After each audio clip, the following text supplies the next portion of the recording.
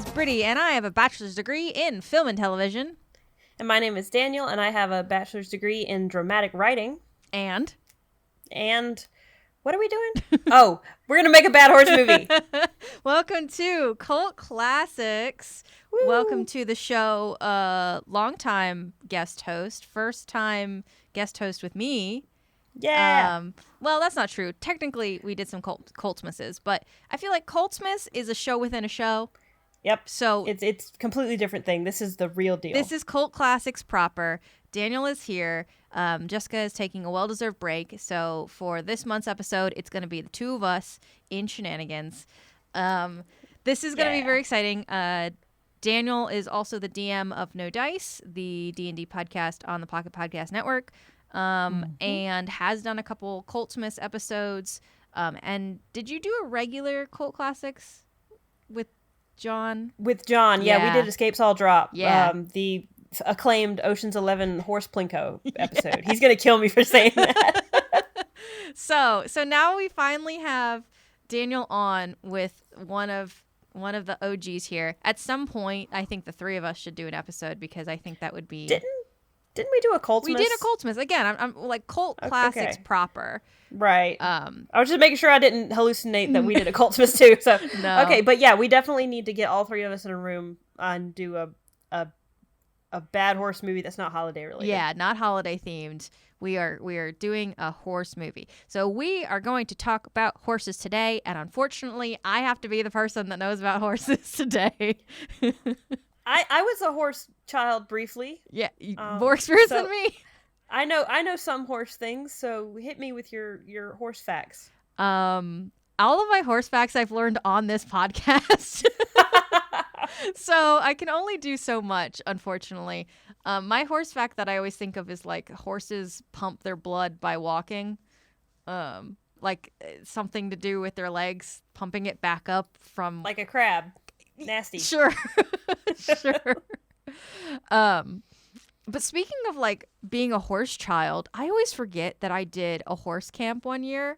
So the camp that me and my sister, I think all three of us at some point went to, there was different like themes. So like whatever week you went, you could pick, not themes. There was like camps within camp, basically. Like everybody was there, but you picked what camp you were going to. And I only went 1 year for horse camp because Jessica wanted to go to pony camp, and we both had to go at the same time, but we were in different age brackets. So I had to go to horse camp because everything else was too athletic for me. Like I did not want to do swimming camp, and I did not want to do, like all the stuff. Because every other year, I think the ones I remember, I did a drama camp 1 year, I did photography camp 1 year.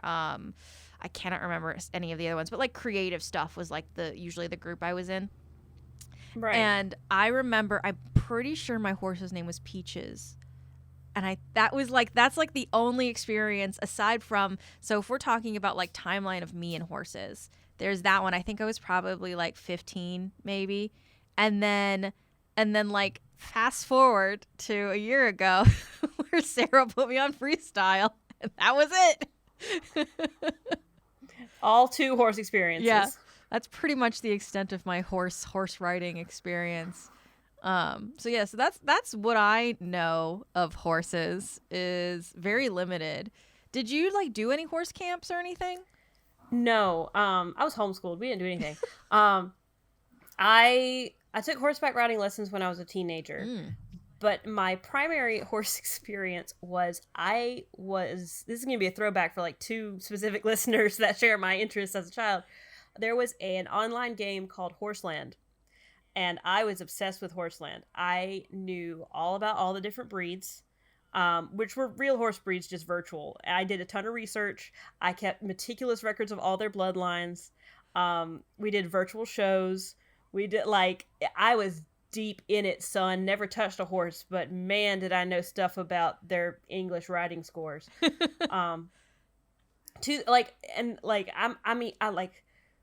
knew about their competitions. I knew about like all the different breeds of horses. I knew about colors. I knew about blood. Like I knew all this stuff. Didn't know what horses ate though. Did you not have to feed your horses in Horseland? You do. You just click a button that says feed the horse. So it's not like you gotta, Yeah.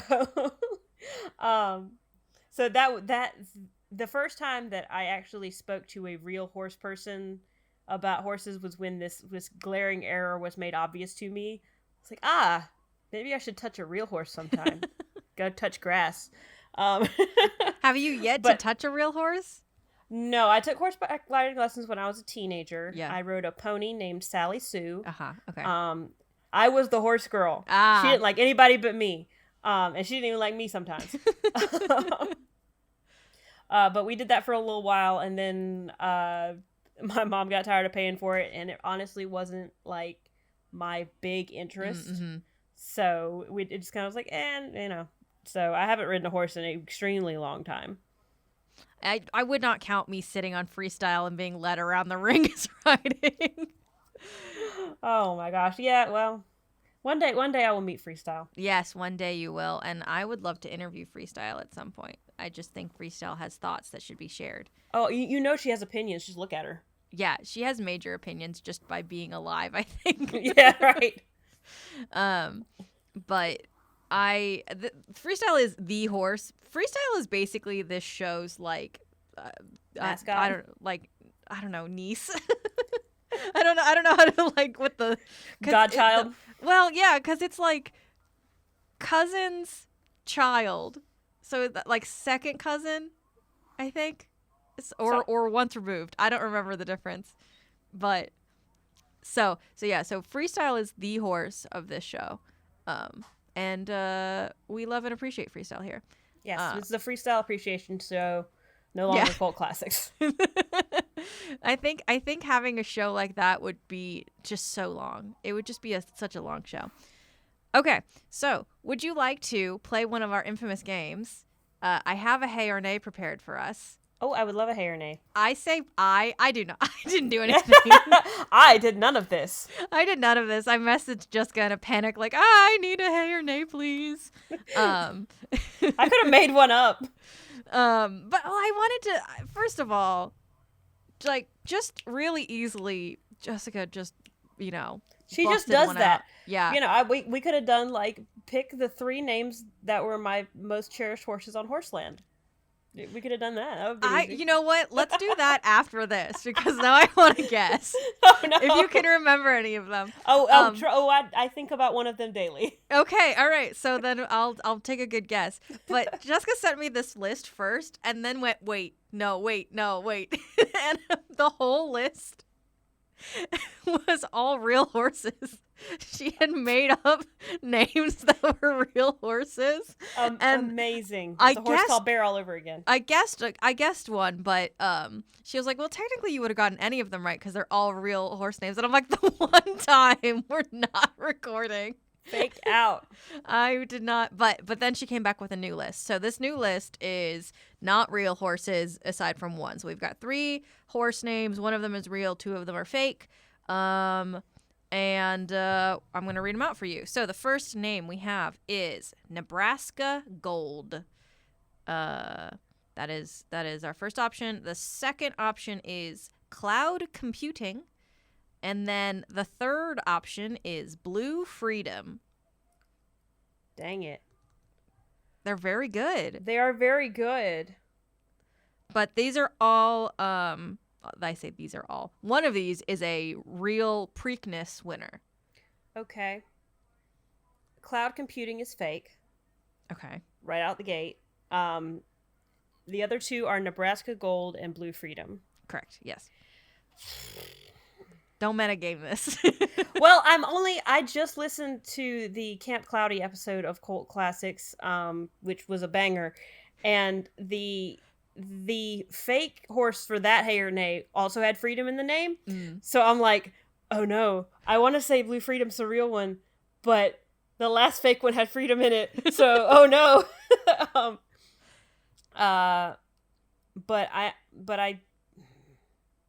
I'm going to say Nebraska Gold's the real one. I'm going to fight my instincts. Okay. Well, unfortunately, you're not correct. You did what I did.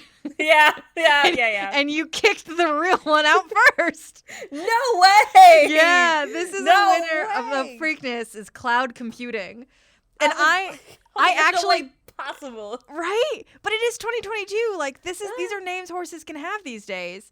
Yeah. I guessed that correctly when Jessica threw it at me. Wow. And it was like the first time I've ever gotten one right. So in this scenario, you had to be me. So it was very important that you were me. I cannot believe. And so sometimes when you listen to podcasts and the hosts get a really obvious trivia question wrong, you're like, you're just doing that for the podcast. I'm not doing it for the podcast. I really didn't get that at all. Right? You're like cloud This is not computing. a bit. That can't be a real horse name. We are in 2022, people. We could have a horse that could win a race named Poggers. Like you never know. No. Oh no. Like I don't think that's gonna happen anytime soon. The 2030 Belmont Stakes winner, Poggers. Like think of it though. Like we are now getting to a time where horse names can be like references to things. Poggers looking awfully sus there on the backstretch. No. Like, oh no. Not good. I actually hate that. Take it back. I immediately regret me saying that. I was trying to continue with my game announcer voice, but I don't know any other Gen Z slang. Yeah. Sorry to the kids. I'm a millennial. Listen, I wasn't even good at slang when it was popular when I was young, so I've just never been good at it. My thing is I always want to do alternative slang that I think is funny. Like, right, yeah. You know, it's not in the popular culture, but I want to be like, yeah, that just rolls my cabbage. Like, it's so stupid. Okay, so we've done a hey or nay. Yes. And you've now been indoctrinated into the guessing incorrectly category. Yay, I get my dunce cap and everything. Well, because, like, you always were, co-spiring with Jessica about horse names, and I couldn't get them right, so, haha, back at you. Revenge is yours. Revenge is mine. All right, you want to generate a title? Ooh, let's generate a title. Okay, let's generate a title. So the first thing we have to do is we have to shuffle, unfortunately, because this is never a good list of words right at the beginning. Ooh, all right. Our top 3 choices are Bullet, Paints, Elijah. Bullet is so good. I know, like it's all really good. Like Bullet Paints Elijah is just already a title. There you go. But that to me is a war movie. Exactly. Like we're talking like French Indian War kind of movie. Yeah. My theological sensibilities say Elijah, but you're right. Bullet is very good. Bullet is good. Bullet to me is like a fast horse, right? So that would be some kind of racing thing, which we've done before. So we don't necessarily have to go down that road. Honestly, I think we've done one of everything before. So true. But now I'm here, so it's a fresh new game. It is a fresh new game. And we can always do something we've done before in a new way. I'm trying to think of. We've done a couple racing movies. Like, not that. I mean, that's pretty common for horse movies. But I feel like the categories are racing movie or like war movie or horse girl movie. Like, I feel like those are kind of our areas. Right. That's basically it. Yeah. Except for when, I say let's do it in space or let's do a noir or cyberpunk. Or the racing, it doesn't involve horses at all. Right. Yeah. We've done a lot of things. So there is a freshness here. Do you want to do Elijah? No, let's hold Bullet. Let's do Bullet. Okay, we're gonna click on Bullet. Black, the, or horse are our next options. As funny as Bullet Horse is, I think maybe the is the one. We can also do a shuffle. Because Bullet the is a weird sentence structure. Bullet the horse. Bullet, it's horse again. Well, Bullet the. I'm anticipating another word after horse. Okay, yeah. Let's see what happens. We can always backspace too. Yeah.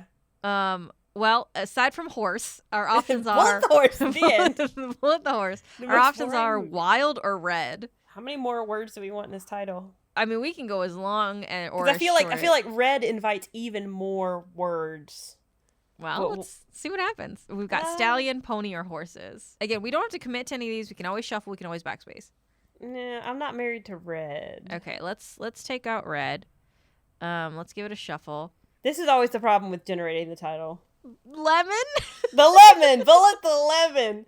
It's about a racehorse who's a dud. Oh my god. Got him at the used horse lot and it just doesn't go. Oh my god, Bullet the lemon. Bullet the lemon drop is even funnier. Okay, wait. Of is an option in this list. Okay. So Bullet the lemon of, Of- Tartuga or something. Of Kentucky, obviously. Obviously. Let's give another shuffle, see if it gives me another location. The lemon of October. The lemon of October.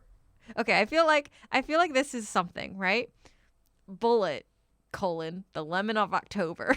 What does that even mean? Bullet, the lemon of October. This is just words. This is just words, and this is the part where we can make the words mean things. Okay. So, Do we like this enough to try to riff off of it? honestly, between the two of us, we can do anything. That's true. We're very powerful. So we can make it work, but it's so bizarre. It's so bizarre. I think that's kind of like... Let me just say this, too. So I asked you earlier today, I was like, hey, do you want a word to put in the generator? Because Jessica and I have been putting words in the generator. Daniel was like, no, can't do it. Absolutely not. And I was like, all right, cool. So I feel like this is the consequence for not putting any words in the generator. Oh, yeah, that's 100%. In a good way. Bullet, the lemon of October. So I think, obviously, the horse's name is Bullet. Yeah, for like, sure. That's not no-brainer. I think of October can mean anything we want, but I think whatever event we are kind of having happen in this movie happens in October. Okay. Like that those are the two. I'm already like feeling that. Okay. And I think lemon in this particular scenario, I think we need to give a new meaning to. Okay. So the meanings of lemon are a dud, like a car's a lemon, or color. It's yellow, or the horse is sour in some way. Those are the three that I can right off think of when you say that horse is a lemon. Those would be the three things I would think of. Now, the other thing I can think of is if somebody used it in an endearing way, and in an endearing way of like some grandmother calls their granddaughter a lemon or a lemon drop, right? And like a way of like, oh, you're so sweet, but also a little sour. Right. Like it sounds like an pumpkin, old lady. but we're from Florida. Yeah. Yeah. It sounds like, an endearing term that we could kind of do. And so, but if we're, doing this in a way of like, we are writing this movie, then that wouldn't come into play until like halfway through. Like you would think for at least the first half of the movie that lemon, and maybe even there's characters that use lemon as in like a dud or whatever. So you're like, okay, cool. So this horse sucks. And then the little girl is like, oh, but that's my lemon drop or whatever. And then we, figure out why. Did you ever see Annabelle's Wish? Mm-mm. Okay, it was an animated Christmas movie about a reindeer with no horns. Okay. But in that movie, the people talk and the animals talk, but they can't talk to each other. But they have moments where they're talking past each other, where it's like they can almost understand me. Oh yeah. And so I'm picturing this moment of Bullet being like, "Everyone calls me a lemon. It's terrible." And the little girl's like, "Don't let them get to you. When my Grammy called me lemon, it meant that I was sweet and also a little sour, but it just made me special, just like you, Bullet."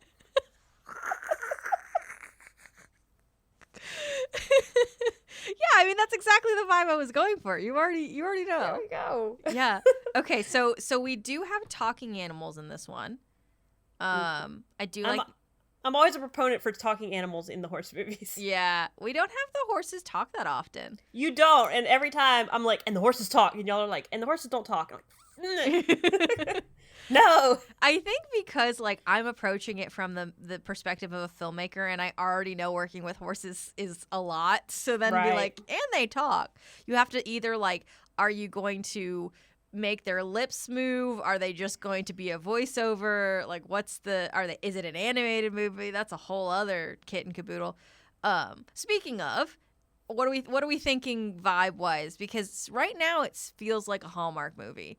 But oh no, Colt Smith came back. Yeah, but that's what I'm thinking. Like, we can also go kind of funky, because the thing about having this premise doesn't mean that has to be serious, or it could be serious or whatever. Because I'm thinking a lot about how a lot of like horror movies have this, like, you think you understand the tone going in and then it like changes halfway through the movie. Not that we're making a horror movie. I would never make a horse movie, but like as a thought. But the first way that I thought of to do that would be to like set this tone from the beginning that like Bullet's always been like kind of a dud. Everyone calls him a lemon, but then it's a sweet thing because Grammy used to call me Lemon.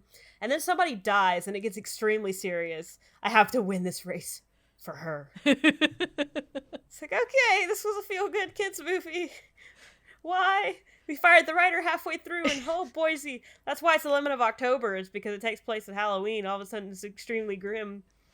Haunted house race. The thing about it is, though, like, so many kids' movies from when we were kids are so dark. Oh, yeah. Oh, gosh. All Dogs Go to Heaven? Forget it. Yeah. I'm even thinking of, like, the Rescuers. Oh, mm-hmm. And like Rescuers Down Under. Like, there's a happy ending, but it's dark like for a long time. Oh yeah. Oh yeah. So like we grew up with kids movies being like dark in a very specific way. Mm-hmm. Don Bluth in general. Yeah, I was about to say that guy. Don Bluth. Don Bluth. I mean, you know, if we're talking about the classic Don Bluth Anastasia, I mean, the thing about Anastasia, let me just turn this into a movie podcast for a minute. The thing about Anastasia is that it changes genres. Like, there's like, no, it doesn't change genres. Characters are experiencing two different genres. Yeah, I was trying to explain this to my husband last night, and I could not think of the movie I was thinking of. Anastasia, because like all the human people are experiencing a con, you know, of some kind. And even when they interact with the supernatural, they don't see the supernatural until right at the very end. Right. But then, like, all of the undead and the bats and the demons, and they're having their whole other musical. They're having a musical, too. I mean, like, everybody's having a musical, but, like, they're having a different experience. Two parallel musicals that aren't in the same genre whatsoever. Not in the same genre at all. And so I feel like that is something we could also pull from, too, of, like, we can have so if you're saying, right, that the animals talk and the humans talk but they don't interact with each other, that's two genre lines that we can have. I like it. It does feel like an animated movie though at this point. It does, and I mean that might be the best way to go, because I mean I'm already picturing this thing in the $5 movie bin, so can we get knockoff Don Bluth? Yeah, right? Like the Bell Ringer of Paris, or whatever the knockoffs are for Disney. Yeah.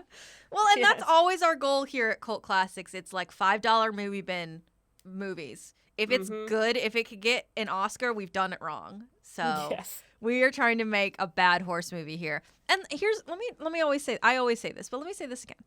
A bad movie doesn't mean it's not an enjoyable movie. Exactly. I love bad movies. I constantly just like, it's something that would have considered no like film value of, you know, doesn't go to the Oscars, goes to the $5 movie bin. Everybody talks about it. Like, I watch this when I am, you know, intoxicated. Like, that's the kind of stuff I love. So it's enjoyable to me. I also just know with my academic background that that's not a good movie. Right. Like, I have training that's like, you don't want to aim for this, but unfortunately, I'm like this. This is not aspirational, but you must see it. It's aspirational to me. If a movie I made, because first of all, I don't make feature-length films, so that's already out of my realm of like what I do. But if a movie I made ended up in the $5 movie bin, I would be so stoked. I would be so excited, because like I make dumb movie kind of content on purpose. So, okay. So, Bullet the Lemon of October. So, do we want to, like, bring in some kind of, like, demon aspect, you know, a la animated bug demons from Anastasia? Or do we want to just have it be, like, weirdly grim for a period of time? Oh man, like since it's October, we could go Halloween adjacent and bring in some spooky supernatural stuff. Mm-hmm.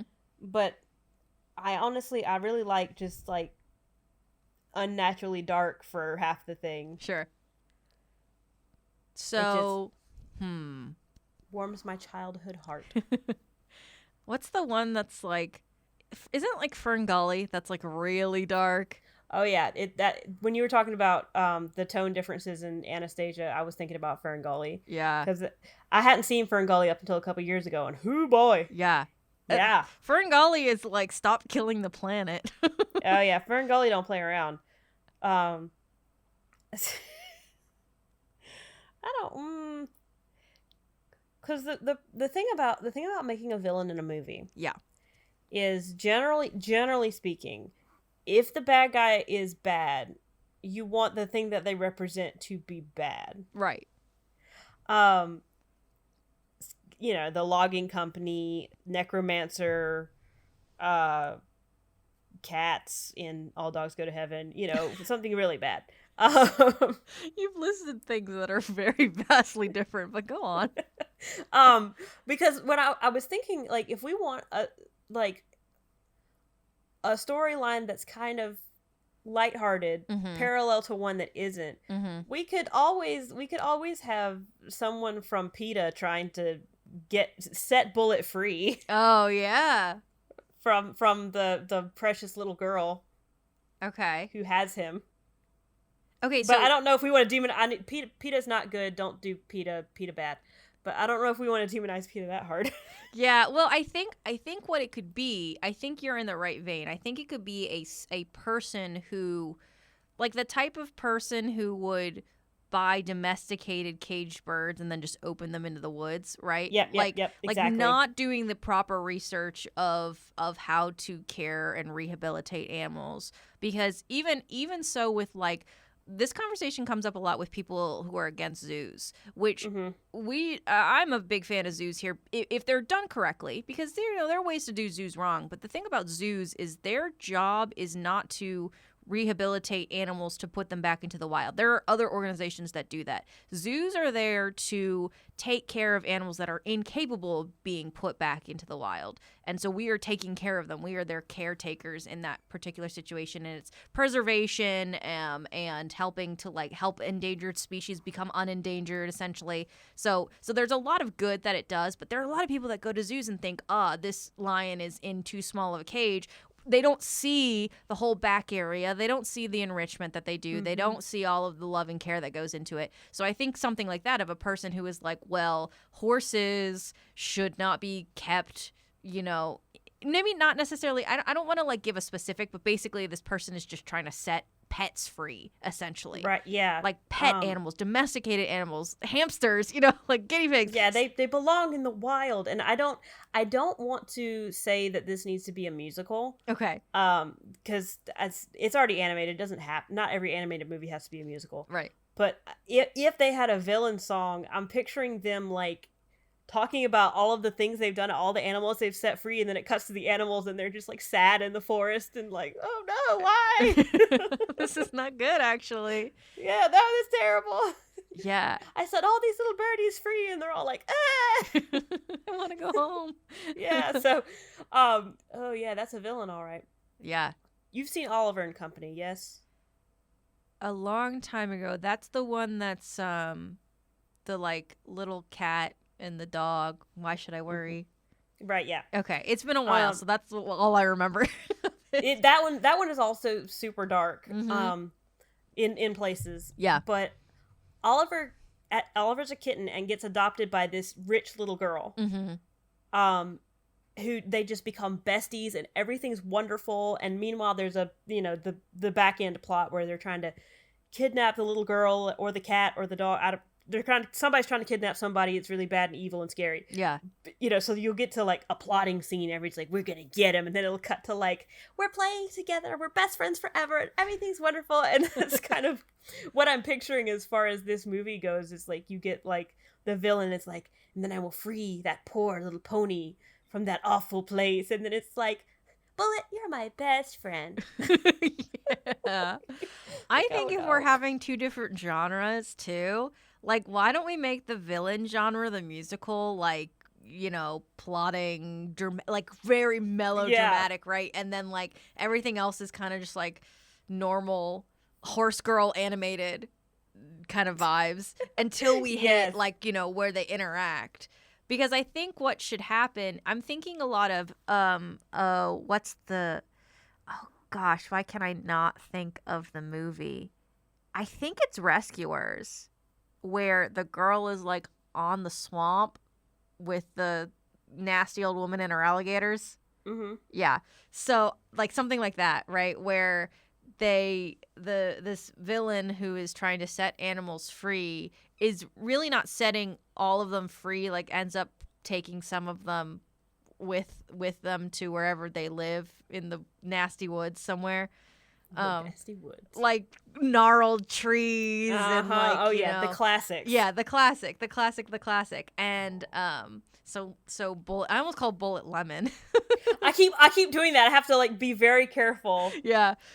But I feel like I keep thinking of things that take this movie from charmingly bad to actually bad. Yeah. And I feel like a certain lack of clarity as far as Bullet's name might help that. Okay. It's like we call it Bullet and Lemon interchangeably. Lemon's a term of endearment, but it's also really unclear. Yeah. So anyway, what's his name? Goes into the dark forest. Yeah, is in the dark forest and now is like, you know, broke away and now is really lost. So we have that like classic animated sequence where like there are eyes in the shadows and there's lightning flashing and now it starts to rain and we're lost and like we're running away. And that's like our dark, you know, moment where basically we've swapped the genre or like combined the genres, right? Where Bullet is now experiencing what the villain genre was. I wonder too if maybe at that point Bullet has a song. Okay, I can dig it. To like, for sure. I'm trying to make this make sense, and I don't need to, but like I feel like with me specifically, I like to have intention of things, even if it's bad. So I feel like the intention of like following the genre, and then when we put a character in the other genre, they need to experience that genre fully.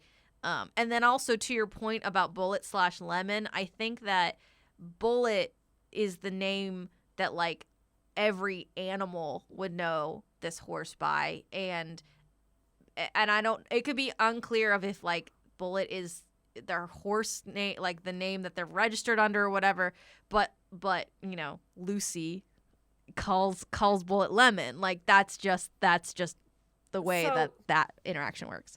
Bullet is lost in the forest, eyes everywhere, dark and stormy night. There's so many crazy noises, starting to hear things, you know, things in the forest calling his name. Oh my gosh, what is happening? And then all of a sudden, through all these dissonant whispers, one tiny bell-like voice, Lemon. It's like, there it is. That's my Lucy. That's where home is. Yeah. Thematic. I like it. Yeah. Okay, so now we need a something, because so far I feel like we've got Bullet the Lemon down. I think we need Of October down. So I feel like there needs to be some kind of event, some kind of something that we're missing. Because if we think about Oliver, like there's the bit with the kidnapping and then it fails, I think. And it's been so long since I saw this movie. It's been a really long time. I'm remembering the kidnapping, though. I forgot that was a thing because she's a rich kid. You know, they're going to, like, ransom. And then I think she gets rescued by the dogs. Yeah, the Artful Dodger and all the other little dogs come and save her. Yeah. Because she's important to Oliver. Right. And then I think, like, then we have, like, a happily ever after. Yeah, everybody gets adopted. Yeah. So I'm wondering if, like, there's a part 2 to this, right, where, and we could have this be like a through line, right? Because what we have right now is just Bullet experiencing like the high life, but we could have something where Bullet is preparing for this event, whether it's like a race in October or it's a show or it's a musical or something.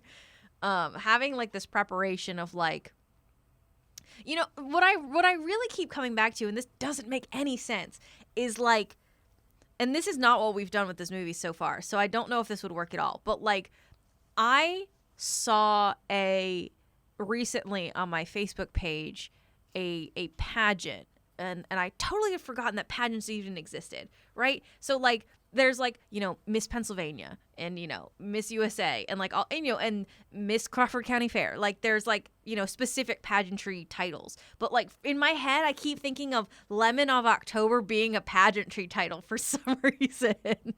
Like I'm the lemon of October. And it doesn't make any sense, and it does not work with what we've created. But that is what I keep coming back to in my mind for some reason. I like your thinking. I like your track.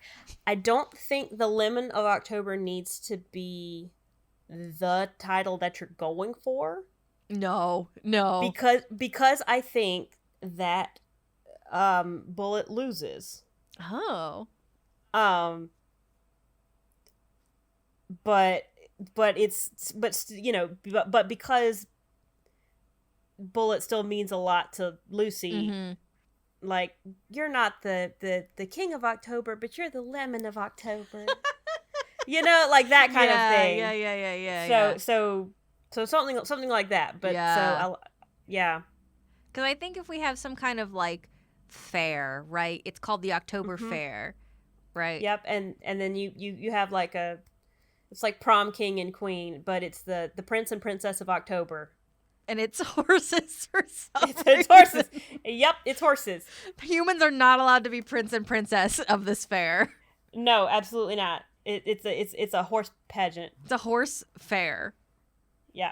Actually, that could be really fun if like the fair was only about horses. Yeah. You do a lot with that. Sure. I mean, I'm thinking like you could even take cotton candy and call it like a horsetail, like, you know. Oh gosh, yeah. Just like really restructure everything to be around horses. Oh my gosh! And there's a candy apple booth that's called Horse Apples, and it's no attention is brought to it. It's a fun gag for the parents who know what horse apples are.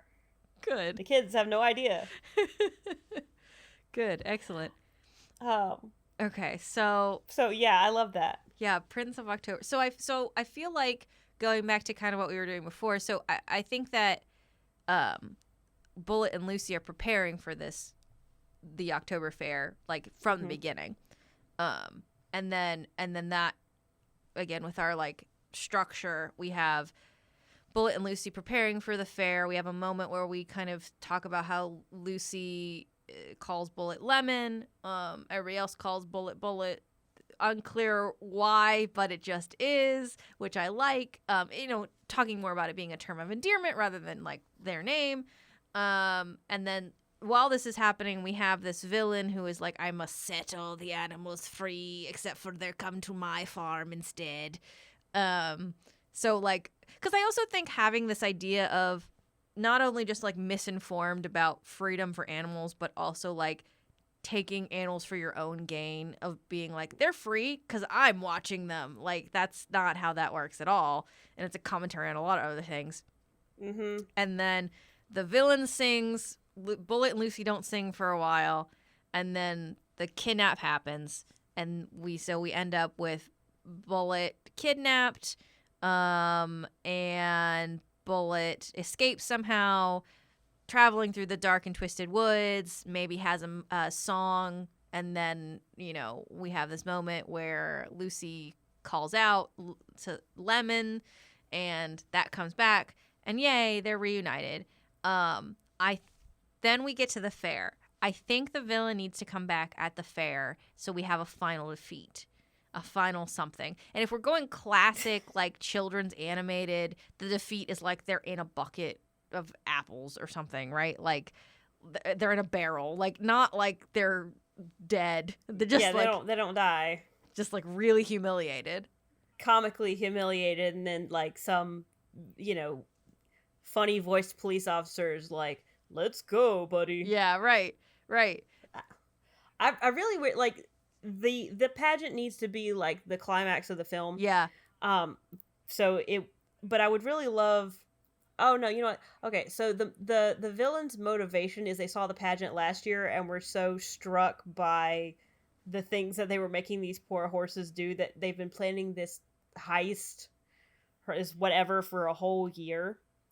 It's like I'm gonna get these horses. What if they're picking off the horses that are entered into the Prince of October competition one by one, and Bullet is like either the first or the last? I don't know which one would make more sense, considering we're saying the Bullet leaves. The last, because if Bullet escapes, then Bullet can set all the other horses free, and it's wonderful. Now we can have the pageant again, and so we go when we have the pageant and everything's going really good, and then the villain comes back and it's terrible. Yeah, and it's awful. I kick them into a bucket of apples, and right. It's fine. Okay, but I have this really, really, I don't know if it's a bad image. I have this image in my head, right? So we're talking like Don Bluth, early Disney, not early Disney, but like kind of golden age of Disney, storytelling. What if, and this would involve the villain having to have henchmen, but which classic, why not? But what if to get into this pageant, the villain, who we haven't named, by the way, this villain does the classic front half of a horse, back half of a horse. Oh my gosh! It's just like yes, walking around with this dead-eyed horse head, and the horses are trying to talk to it. That's it, yeah. Because I think that, like, something has happened so this villain's like, I will be recognized if I just walk in there. So clearly the thing to do is to disguise myself as a horse to re-release the horses. and in the villain brain idea is like, I will win the pageant. I will be the Prince of October so that I can then reveal myself and set them free, right? Like that idea. But something has to happen, and I think one of the horses just kicks them into the bucket. And like they split apart, right? So the villain gets kicked into the bucket, and then the henchman is like recovering up on the side, and that's a great place for the policeman to come in. Yeah. Oh my gosh, that's so funny. It's so stupid. Just standing around the horse paddock, and it's like, hey buddy, hey, this one's not talking. I think he might be dead. He's not dead. He's just nervous. Listen up, buddy. It's going to be okay. We're all friends here, even though it's a competition. Okay. And then the villain just goes, Nay. Yeah. Nay. Nay. Oh, he must be from France. Be nice. He's a transfer. Parlez-vous français?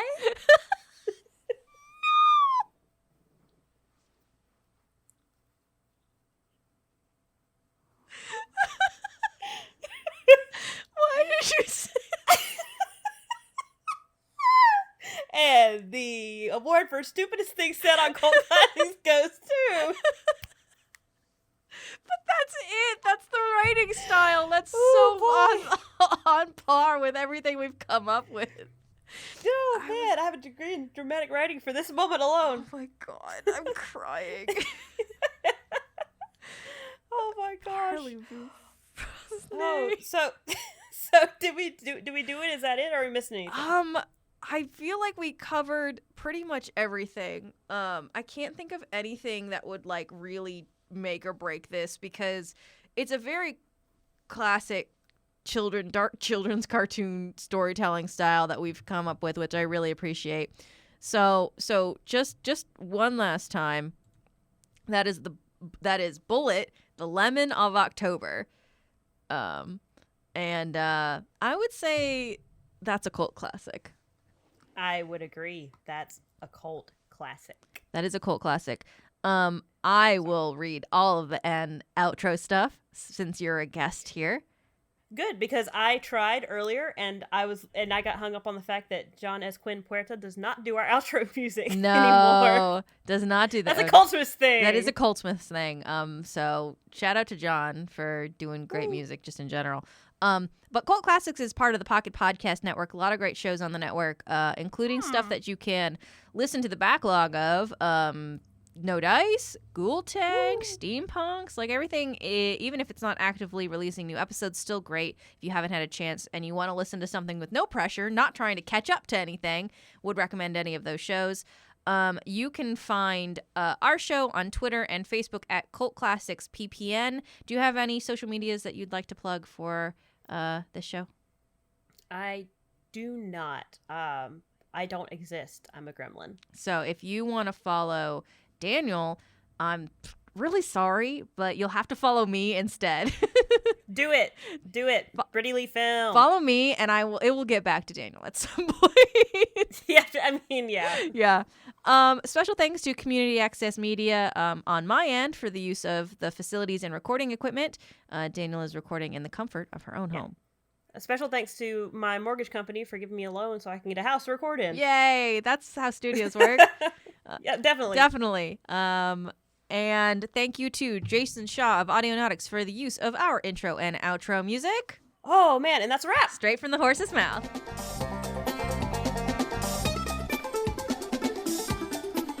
Disclaimer. The conceptual treatment of a motion picture created during the duration of this audio program is not intended to represent a presently published fictional narrative. The story, all names, characters, and incidents portrayed in this production are fictitious. No identification with actual persons, living or deceased, places, buildings, and products is intended or should be inferred. Original concepts devised during the extent of the audio program are creative property of Cult Classics. Any usage of current or previous Cult Classic concepts outside of the aforementioned audio program must include appropriate acknowledgments by the utilizing party.